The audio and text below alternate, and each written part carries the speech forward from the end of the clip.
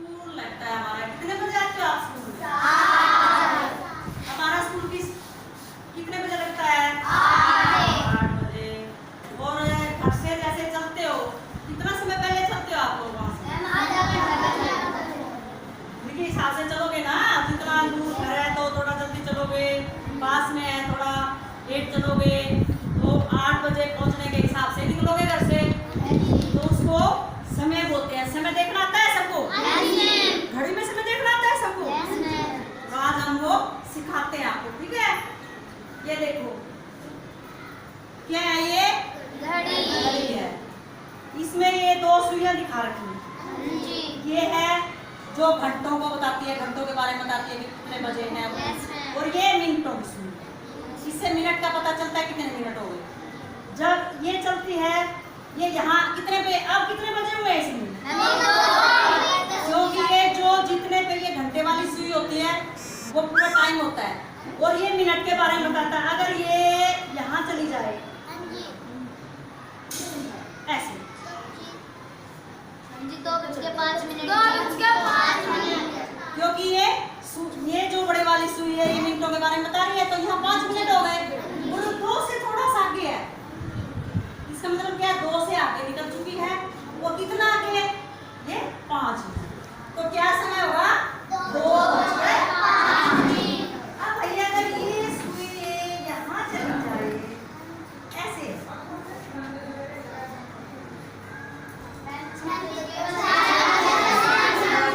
थोड़ा आगे डालेगी ना,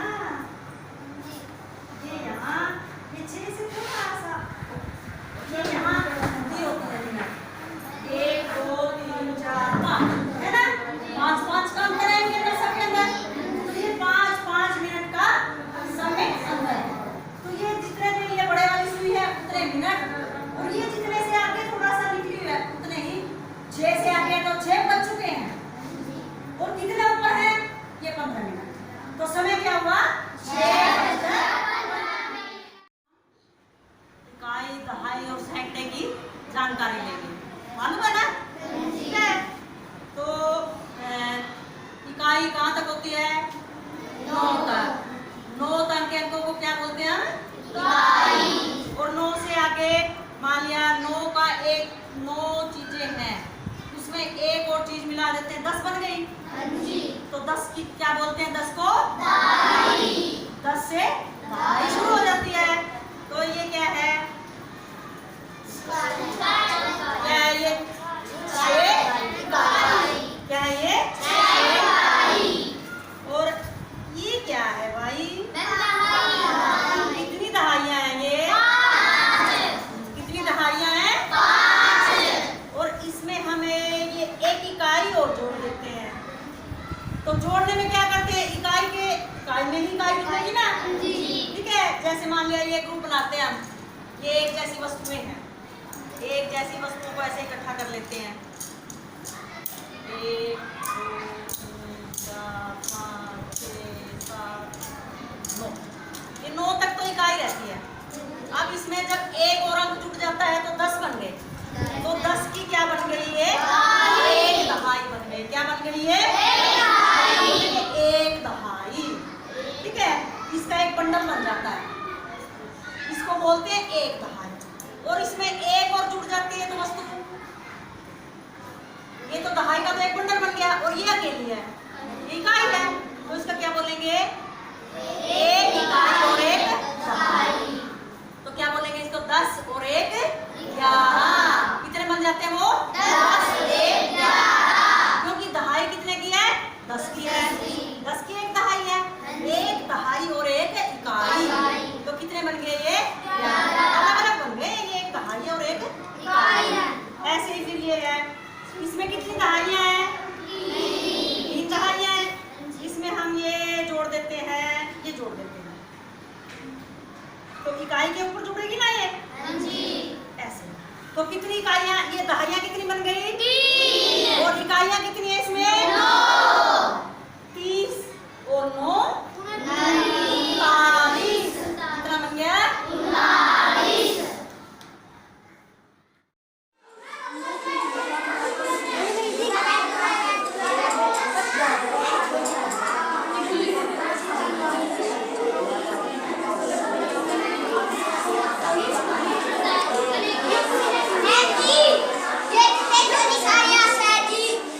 करोगे?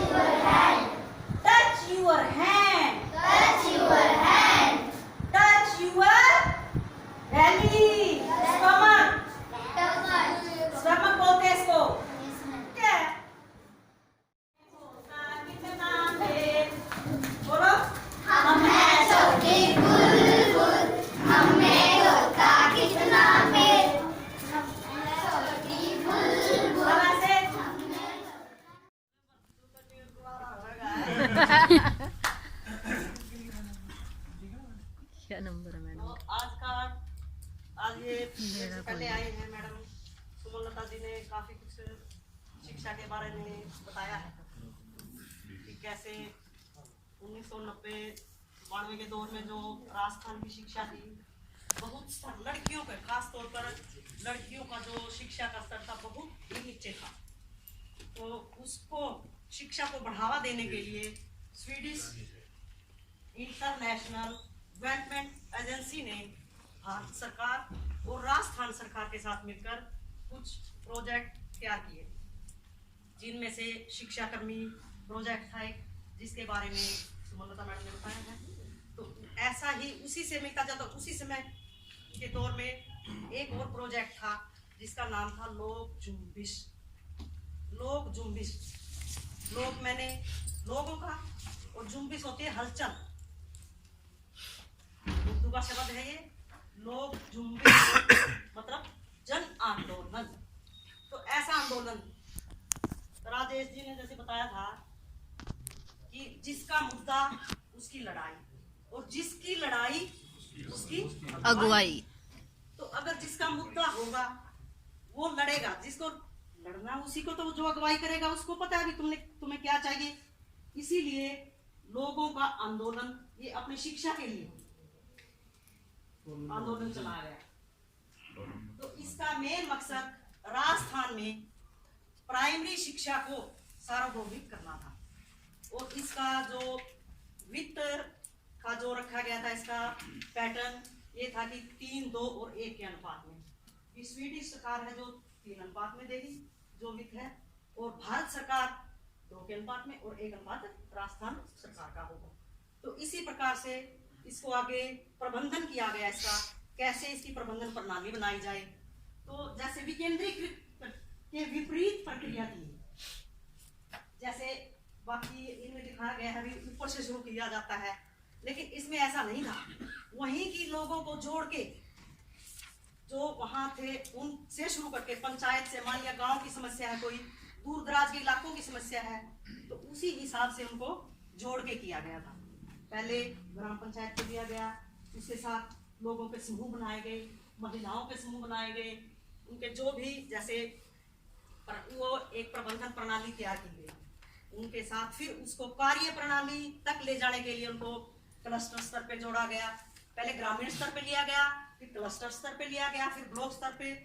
उसके लिए योजना बनाने के लिए उन्होंने एक ऐसा, जो भी वहाँ की जो लोकल बॉडी थी उनको अपने स्तर पे ही करने के लिए उन्होंने इनको संशोधन करना था, उन्होंने ही उसका प्रबंधन करना था। लेकिन मेन मकसद उनका क्या था?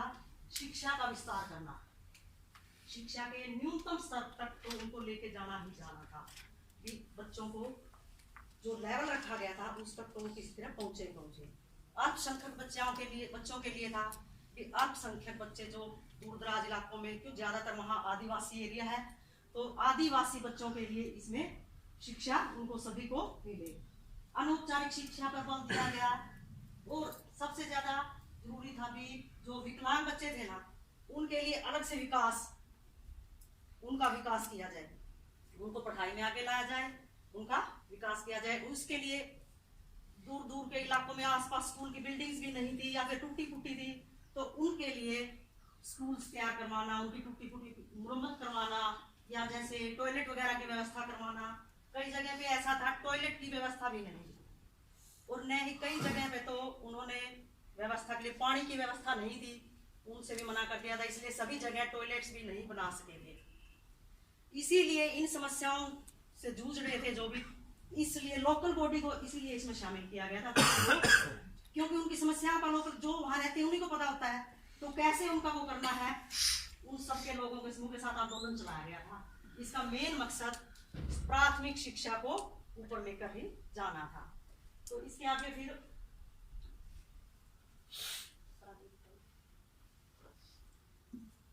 वहीं से जो जैसे किसी स्कूल की बिल्डिंग के लिए काम करना था, वहीं के कारीगर लिए गए, वहीं से उनका जो लोकल बॉडी ने अपने जो ब्लॉक स्तर पे अपने जो अधिकारी थे, ये नहीं था, कोई जरूरी नहीं था इसको शिक्षा अधिकारी ही लिया जाए, वहां से कोई अधिकारी को ले लिया गया जो उन योजनाओं को बना सके, क्योंकि वहां की गांव के माहौल में कोई जरूरी नहीं पढ़े लिखे ज्यादा हो, तो किसी को योजना बनानी आए या ना आए, तो इसलिए अध्यापकों को भी ट्रेनिंग देनी थी, योजना भी बनानी थी, फिर उन योजनाओं का कार्यान्वयन भी करना था। इसके लिए एक परिषद बनाई गई, लोक जुम्बिश परिषद, जो योजनाएं बनाते थे, अध्यापकों को ट्रेनिंग भी देते थे, और फिर उनको उसी हिसाब से शिक्षा दी जाती थी ताकि बच्चों को आगे, लेकिन उनका एक उद्देश्य ये था कि जो भी बच्चों को सिखाया जाए वो पूरा पूरा और पक्का हो। ये नहीं है उनको इंफॉर्मेशन नहीं देनी है, उनको ज्ञान देना है। तो इसीलिए उनको जो भी समय वहाँ के आदिवासी लोग थे, उनको इसमें आगे लाने के लिए चेतना गीत बनाए गए, जो भी अभियान गीत चलाए गए, उनको आज तक भी वहाँ जो है ये गीत और अभियान जो चेतना गीत है आज तक भी वहाँ लिखे हुए मिलते हैं। उसी वजह से शिक्षा को इतना आगे बढ़ाया गया है कि आज तक भी जो भी अध्यापक, जैसे हम हैं आज, आप सब यहाँ हैं, क्या आप उनसे अपने आप को अलग मानते हैं? जो अपने साथी जो स्कूलों में है, मानते हैं ना? यहाँ आए हैं, हमने क्या सीखा है? उनसे कुछ अलग सीखा है ना? मानते हैं हम अपने आप को अलग उनसे? ऐसा ही जो लोग इनसे जुड़े हुए थे, अध्यापक या जो भी ट्रेनर थे, जो इन लोक जुम्बिश से जुड़े हुए थे, ट्रेनिंग ली जिन्होंने, वो अपने आप को अन्य अध्यापकों से अलग मानते थे, क्योंकि उनको इस हिसाब से तैयार किया गया था ताकि वो आगे जाकर उनको चेतन अवस्था में ला सके। ये नहीं है उनको सिखा सके, अच्छे से सिखा सके। सिखाना ये नहीं था उनको भी थोड़ा बस कुछ पढ़ा दिया, हिंदी पढ़ दो भाई, कुछ दे दिया, उसको पूरा पूरा और पक्का ही करवाया जाना था। इस प्रकार से इससे क्या फायदे हुए कि जो बिल्डिंग्स जो बनाई गई टूटे हुए, जैसे मुरम्मत के लिए था, स्कूलों का पुनर्निर्माण भी करना था और उनको बनाना है। पुनर्निर्माण के लिए उनको सामग्री कहाँ से व्यवस्थित करनी है, कैसे उसको बनाना है। जैसे वहाँ बिल्डिंग बनाई गई, स्कूल के पीछे कई जगह ऐसा था भी खाली जगह पड़ी हुई थी, स्कूलों के पीछे जो भी खाली जगह थी उसके ऊपर कोई ऐसे ही बनाया जाए, जैसे पक्का फर्श बना दिया, उसके ऊपर बैठने के लिए वहां बैठ के अलग से कुछ काम करवाया जा सके। दीवारों पे पेंटिंग्स करवा दी गई ताकि उनसे बच्चे कुछ सीखे। फर्श थे जो टूटे हुए, उनके ऊपर वो कारीगरी की गई, जो अपने भारतीय खेल है वो खेल सीख सके। कुछ जोड़ घटा या जो भी मतलब दीवारों पे चित्रकारी के जरिए या ऐसे अनौपचारिक शिक्षा भी दी गई थी। इसी तरह शौचालय नहीं थे, जहां वहां शौचालय बनाए गए। ऐसे पूरी व्यवस्था ऐसी की गई ताकि उनका पूरा विकास, सार्वभौमिक विकास हो सके। ज्यादातर आदिवासी एरियाज होने के कारण स्कूलों की मैपिंग की गई, उनके लिए फिर खंड स्तर पे एक उनका प्रभारी बनाया गया जो उनको सामग्री दे सके, उनका विकास में सहयोग कर सके, उनको ट्रेनिंग दे सके, और ताकि उनका पूर्ण विकास हो सके। लेकिन ये धीरे धीरे ये बहुत बढ़िया चल रही थी जो भी था। लेकिन 1998 में जो मई 98 में जो पोखरण परीक्षण किया गया, उसकी वजह से जो अन्य देशों को, ठीक है हमारे देश ने ये अच्छा काम किया था, लेकिन इससे कुछ लोगों दूसरे देशों को तो इससे समस्या हुई, तो उन्होंने स्वीडिश सरकार ने अपने हाथ जो है फंडिंग से वापस खींच लिए, जिसकी वजह से ये लोक जुम्बिश जो प्रोजेक्ट था धीरे धीरे समाप्ति की ओर चला गया। लेकिन कहते हैं कि अनिल जोरडिया जी थे जो इसके अनिल बोरडिया जी थे जो इन्होंने बोला था कि जहां से होकर जमाना गुजरा हो, बंद उन दरवाजों को नहीं करते, जो गलत को गलत नहीं कहते, वो सही को सही नहीं कहते।